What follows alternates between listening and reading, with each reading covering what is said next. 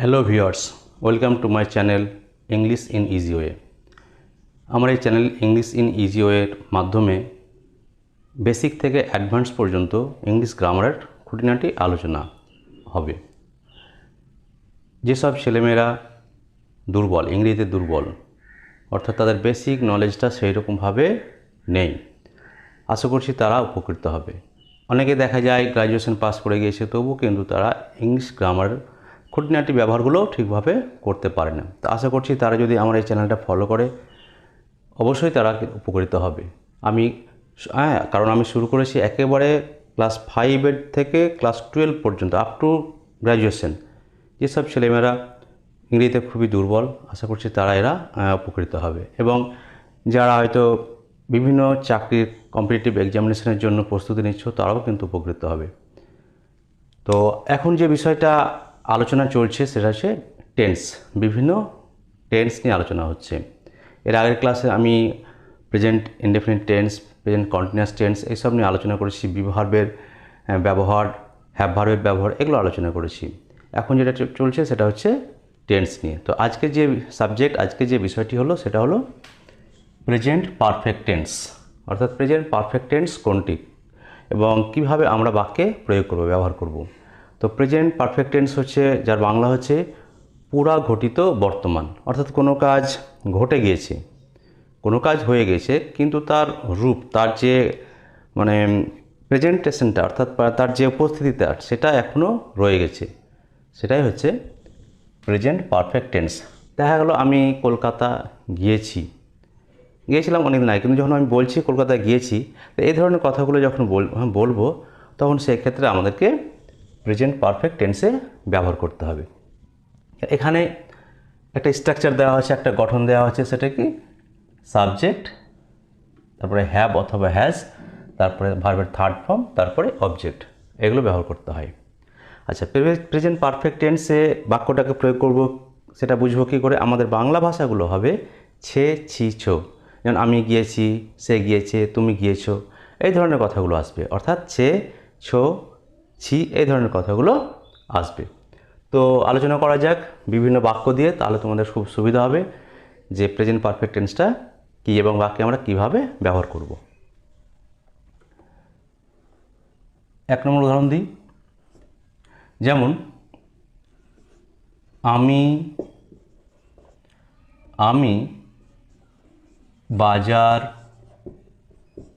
গিয়াছি। তো এই বাক্যটাকে যদি আমি ইংলিশে ট্রান্সলেশন করি, ইংলিশে প্রয়োগ করি, তাহলে দেখো কী আসছে, ছি আসছে। মানে কাজটা আমার হয়েছে কিন্তু এইমাত্র বোঝাচ্ছে। এই ধরনের বাক্যগুলোকে আমাদেরকে প্রেজেন্ট পারফেক্ট টেন্সে ইউজ করতে হবে। এর ইংলিশটা লিখি। সাবজেক্ট হচ্ছে আই। এবার আমরা আয়ের পর অবশ্যই জানি যে আয়ের পরে হ্যাভ হয়। আই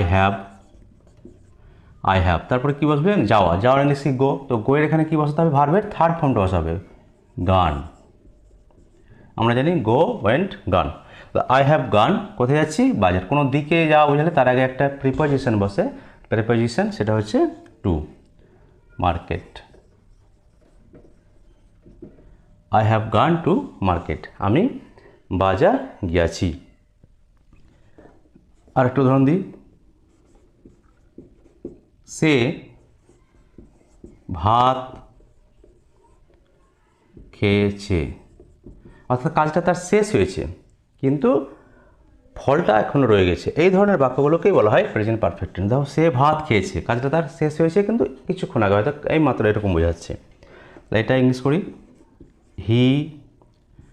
এর পরে আমরা জানি হ্যাজ বসে, হি হ্যাজ ইটেন। ইটের থার্ড ফর্ম হচ্ছে eaten. He has eaten rice. সে ভাত খেয়েছে। তাহলে আমি বাজার গিয়াছি, এটার ইংলিশ কী হলো? I have gone to market.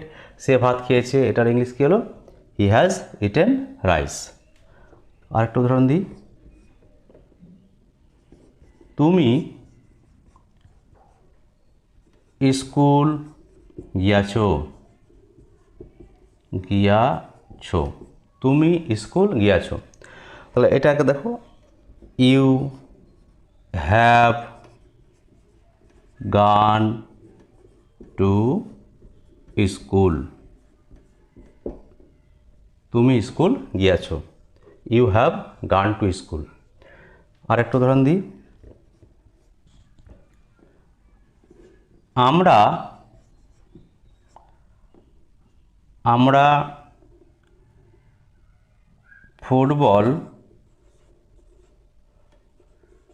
খেলেছি, আমরা ফুটবল খেলেছি। তাহলে আমরা ইংলিশ কি, উই হ্যাভ হবে, উই হ্যাভ প্লেড ফুটবল, আমরা ফুটবল খেলেছি।